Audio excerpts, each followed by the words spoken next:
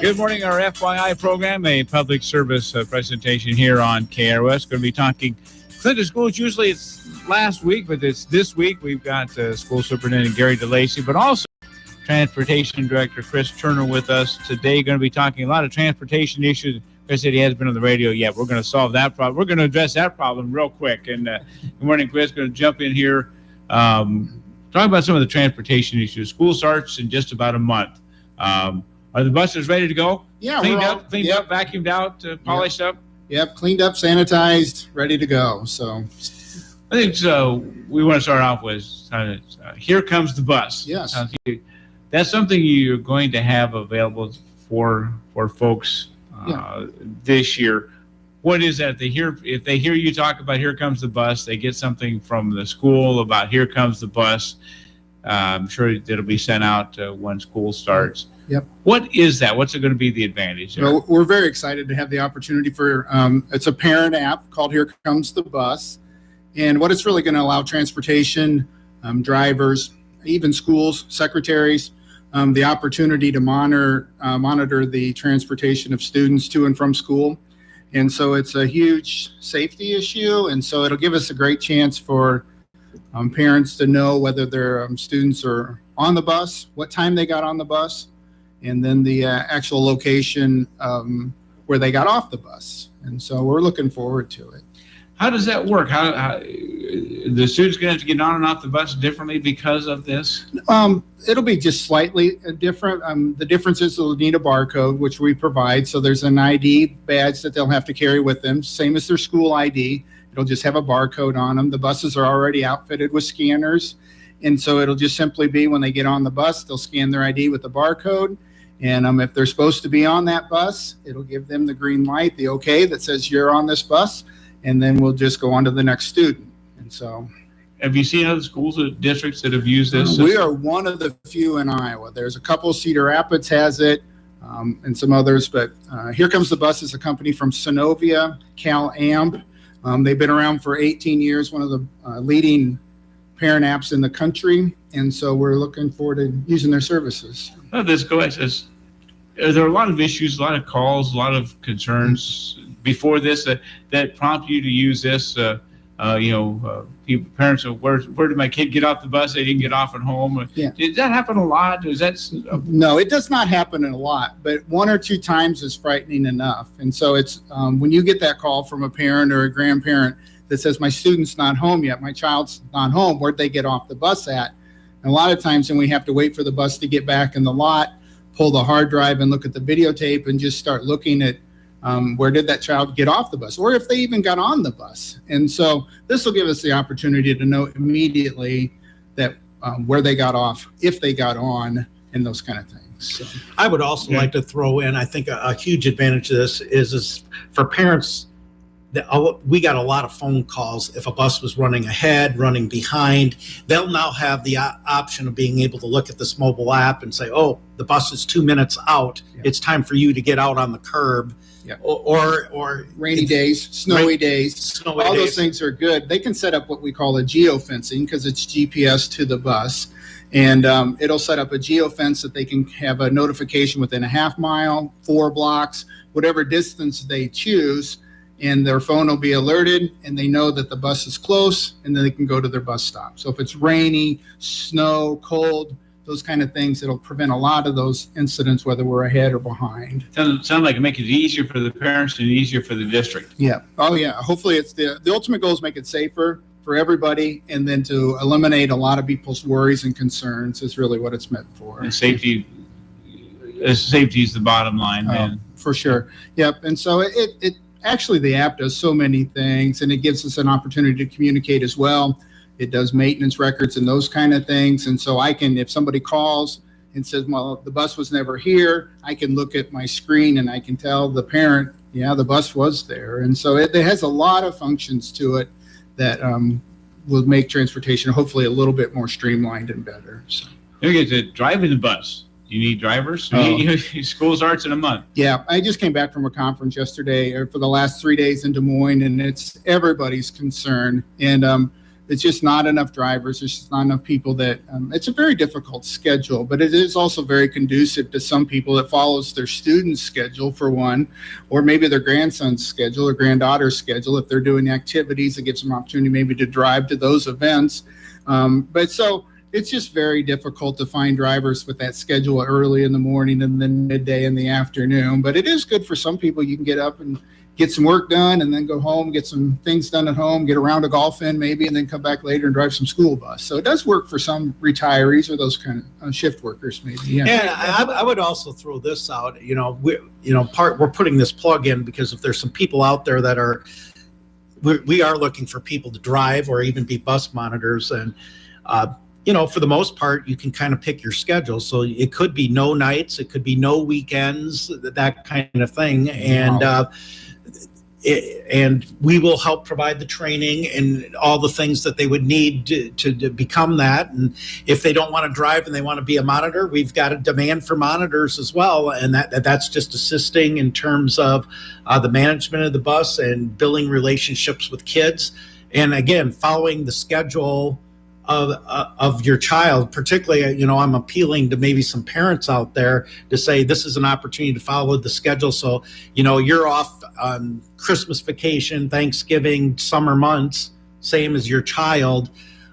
There are some built-in advantages for working with the school district, just with that continuity that I think for some parents out there, this would be a good opportunity for employment. And doing this, is this a hard process, a difficult process? To get is follow the school system process, background checks, and all that kind of. It would be a typical hiring process, and the training we do provide that. We have a couple of people in the transportation department that help train drivers, and so they can come in. We're actually training a girl that tests tomorrow that had zero training, and she came in, wanted to be a bus driver, and she's doing a great job. So we could provide all that training. There's some written tests that have to be done, but they're not difficult. People can get through them. And so once they get their CDL permit, then they can come on out. We can start training and we can go from there. So, but we're willing to do that. You can learn to drive those big yellow buses. That's a different, not driving like your car down the road. It is a little bit different, but there are several people that have managed to do it. So it's not all that difficult. Once you get behind it and get a little confidence, it's pretty good. So this is important for the district, Gary, to have that. I mean, people think about the school as being the building, the teachers, those kind of things. But these, I hate to say peripheral things, but the things outside the building are maybe as important, or maybe everything's important. Maybe we should put it that way, to make the school system work. Well, yeah, that last comment is probably where I am philosophically, is that everybody's job is important. And, whether it's a bus driver, bus monitors, I'll also put out an appeal to parents.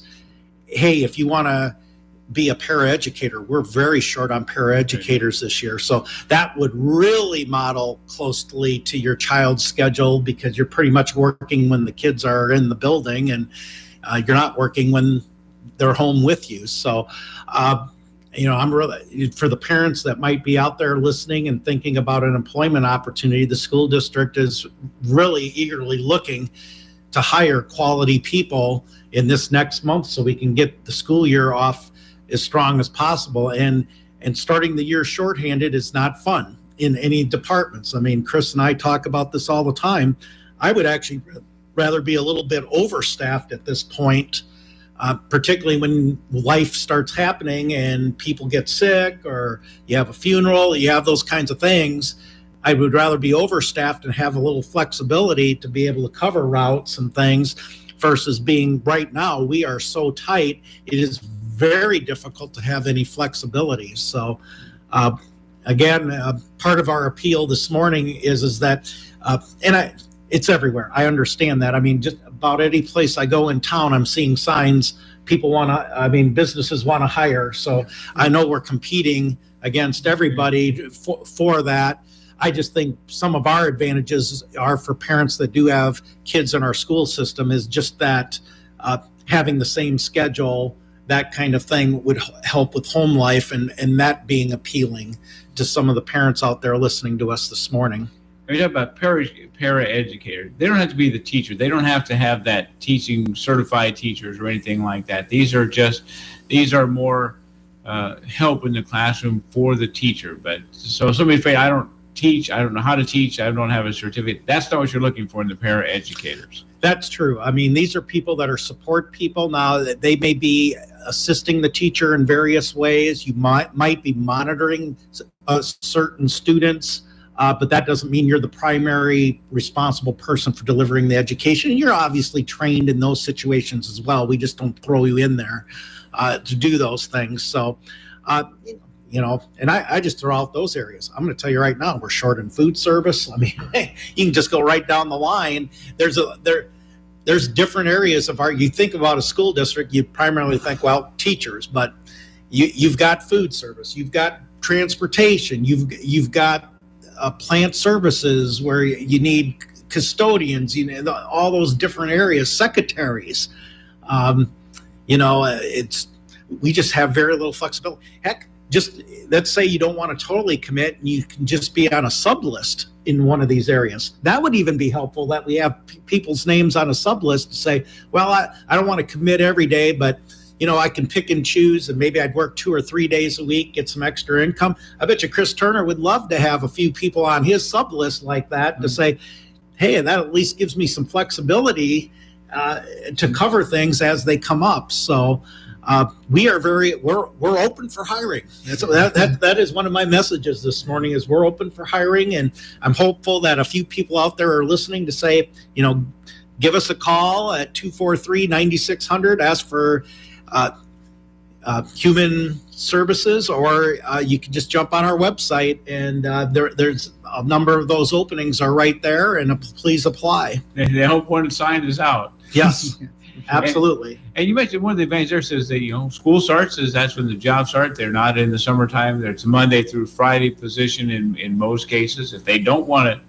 do nights, like Chris, I'm sure you send activities teams here and there that require some night things. You know, if you don't want to do that, you don't have to. Well, and that's the other thing. And there are some, I would like to have some guys or gals that just want to run activities that may not be interested in a route, but may be interested in going to a band concert or vocal music or cross country or swimming or something, you know, to catch a little sporting event, leave in the middle of the afternoon, 2 o'clock, get back by 7 or 8. Most of those trips aren't very long, DeWitt, Quad Cities. And I need those kind of drivers. Those are very important to me because my route drivers are transporting kids to and from school at that time. So it's, you know, those people are essential to my department as well. So. And I can't throw out enough that this could be the perfect opportunity for a parent or grandparent. You're going to the event anyway. Why not be paid? Yeah, yep. and you still get to watch, you know, as a bus driver, you go to watch, you know, a lot of them will go watch the event. Well, why not be on the clock and get paid on that versus not? So again, maybe we have a few people out there to be like, that seems to make sense. Let's give Mr. Turner a call and find that opportunity. Hadn't thought about that. Yeah, I have one afternoon route that's just an afternoon route. Doesn't exist in the morning. So you don't have to get up early in the morning. It just runs in the afternoon. Is this something, I guess, newer, Chris and Gary, these positions that's developed over the past few years, or has this always been the case in schools? Well, I would say that obviously with this pandemic and that it's made it hard on everybody. I mean, it's been a struggle the last few years, and I think it's gotten harder, but the pandemic, you could probably multiply it by 2 or 3 on this in terms of getting quality people to work these events. So I think we're trying to be innovative. That's one of the reasons I talked to Chris that I thought was important to come in this morning. Sometimes I think there's a fear with drivers, but I feel pretty confident that 1, in our training, 2, our cameras. We have cameras on all our buses. We have monitors on the majority of our buses. And so now with the Here Comes the Bus app, we have GPS. Substitute drivers or drivers will know which kids are on the bus. So I think that there's some things that we've really tried to be progressive on to make that a little bit easier for substitutes or even real drivers, that they can just drive the bus. There's so many things going on anymore in today's world that it's important to have a monitor on the back, and they help with the students in the back. So we've tried to do some of those things to alleviate a a lot of those stressors for drivers. I get to the start of school, Gary, but when Chris mentioned this before we were talking before the show, and I want to get to a little discussion when you mentioned the cameras, you mentioned the drivers. School starts in a month. A little different. There's going to be a lot of buses out there. Yeah. What are some of the safety tips people should start to pay attention to and start thinking about when they start to see these buses? Yeah, I think, it's always, and just touching a little bit more on, there's a lot going on. There's a lot of distractions driving in today's world. And so the big yellow bus sometimes is enough, but if you start seeing yellow lights, flashing yellow lights, certainly if you see flashing red lights, it's time to stop. And some people, if they have questions, I'll start to post some things maybe on our Facebook page to start educating. If people have questions, certainly you can call your local law enforcement agency, but just becoming familiar with the laws. And we had 82 stop arm violations last year that we sent to the Clinton Police Department. And that's almost one every other day, every other school day, as well as, and that's not the ones that Mechanic and myself, Taylor, we held back at the office that we felt that maybe our drivers might have been a little bit short on the hands on the stop arm or didn't give enough notice to the driver. And we may have not sent those down to the police department, but we sent 82 violations to the Clinton Police Department.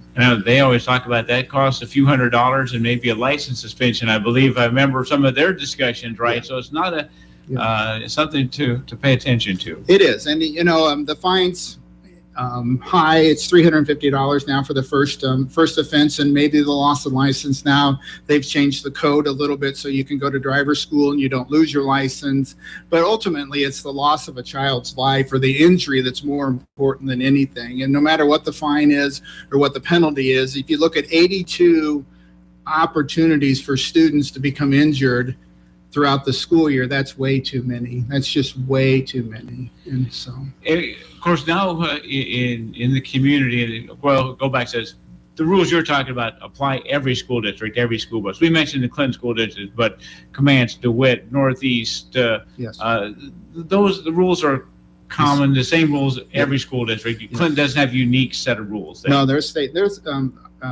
appropriate for the Iowa code. It's basically referenced under Caden's law, which is a young girl who got struck several years ago, which the law was developed after she lost her life. And so it's statewide, it's on every public street. So we mentioned school starting. Got a month. Are you going to spend the next month tearing your hair out getting ready?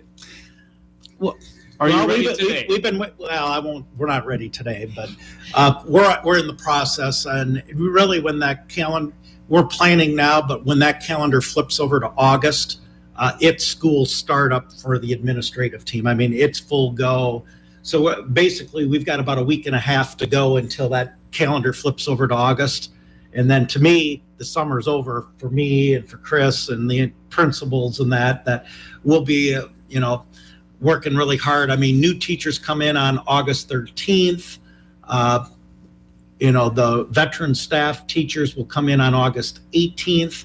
I think the back to school nights for the schools is going to be on Thursday, August 19th. And then the very first day of school is Monday, August 23rd. So it'll be a blur. I mean, it's going to be like my day today is pretty much booked from beginning to end. So I'm starting to sense August already in terms of meeting after meeting and getting things done and prepared for the first day of school. So I know for parents that are thinking out there, we will be starting the school year in what I would call a fairly normal setting, or how we finish the year. We'll be offering 100% in-person learning. The state is sort of called the shots in terms of right now, unless there's change in legislation in terms of social distancing or masking, we don't really have a lot of say. We will continue with some sanitation routines. There's the BioProtect product that we use on the buses in the classrooms, which kills viruses for 90 days. There'll be some required hand sanitation routines yet that we will be doing as a district. So some of those practices that we will continue. I know the middle school is going to continue kind of a waterfalling of their lunches, so the lunches won't be quite as big. So some of the things we learned from last year, we're going to keep. One of the things that really was lost in the entire pandemic last year was we didn't have a flu season. We usually we have a real flu season. I think when you put all those things together, we pretty much snuffed off the flu in terms of that being a deterrent. So you're going to hear a big push in our district this year on attendance, student attendance. We saw some slippage with the pandemic last year to the point that we just feel like we're going to have to make a significant effort. The research is clear in terms of the success of a child and being at school every day, if possible. And we're going to put out a lot of communication, and then we're going to try to get more accountability to get kids there. We just have way too many kids that are meet the definition of chronically truant, and the bottom line is that's not good for the child. And we as a school district are going to do everything possible to try to get kids there every day if we can, and just for their own success and their own education, it's really important that they're there. It's going to be difficult to get back into what most people consider a normal school routine. I hate to say normal is kind of what they, not sure how that's described, but pre-pandemic, almost as you mentioned, things are going to be a little more normal in the classroom and attendance. After almost a year and a half of back and forth and different schedules and remote and not remote and in-person and not in-person and continuing discussions, what do we do? It's going to be different from the top on down, from you on down. I would say not, because we're returning to some structures that we've done for years and years, and I think people are actually excited to get back to some routine. I mean, we did, just all of our teacher leaders, the teachers that work with teachers last year, we put them in the classroom to reduce class sizes, with the pandemic and help with social distancing. Well, those teachers are now returning to those teacher leadership roles. And as much as we like small class sizes, it came out, boy, we really miss those teacher leaders and giving support in the classroom and those kinds of things. So I think there's really a genuine excitement that to get back to some normalcy and get back to the work of education and improving what we're trying to do on that. So I'm excited just on August 18th. Last year we did most of that opening day presentation online. We had everybody report to their schools, and I did it at Clinton High, but I was only really talking to Clinton High and probably some district staff like transportation, but all the other buildings were at their buildings watching it remotely. It'll be good to, that's the one time all year where we actually get together as an entire staff of about 650 people and celebrate the district and talk about the direction for the year. And just to get that opportunity on August 18th excites me to be able to do that. And we're still a very humanistic profession. You got to build relationships, and I still think it's very hard to build relationships through a computer screen. So I do think, we moved a pretty big significant step towards normalcy when we went pretty much in person there about mid-February on. Now, there were still things like that teacher leadership that stayed through the entire year. So yeah, there still will be a pivot at the beginning of this year compared to the last day of school on June 3rd. So, but I think people are actually excited. When I talk to people this summer that have come in for curriculum work, or right now we're running jumpstart programs for the elementary this week and the next couple of weeks, I think people are just genuinely like a little bit of normalcy, and a school year that'll probably be a little bit closer to pre-pandemic. And two, don't give away too much. We can talk about it in August, but we talked about Here Comes the Bus. The district has a new app as well for parents and others to keep track of what's going on. Give us a little setup on that, and I'm sure we can talk a little more about that because it's not quite set up yet. Yeah, we're in the process of building that app. It's called Aptigee. So, but I will tell parents, first part of August, they're going to start getting marketing materials on this app. And the whole idea is to kind of consolidate our communication to them. Right now, I think one of the complaints I get is that we have too many apps and you have parents that have kids in multiple buildings and they're trying to follow 6, 7, 8 different apps, you begin to figure, you're like, which one am I looking at? And the whole idea with Aptigee is that we can kind of get that centered in, so people can say, well, if I have this app, I'm not going to miss anything that's really important in the district. So I think that's going to be another exciting thing in terms of improving the communication from the district to our parents and kids.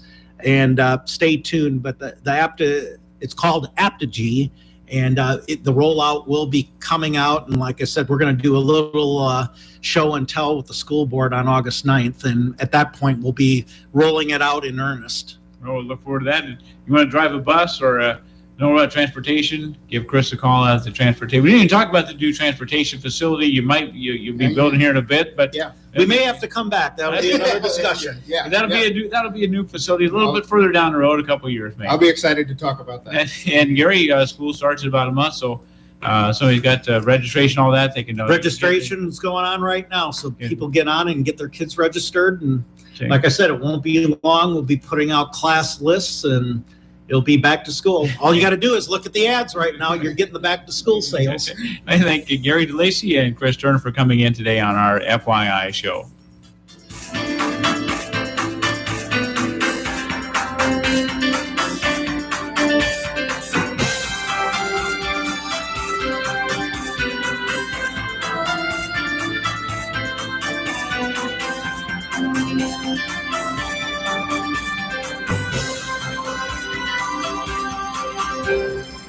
You're listening to AM 1340 KROS, Clinton, Iowa. FM 105.9. And KROSradio.com.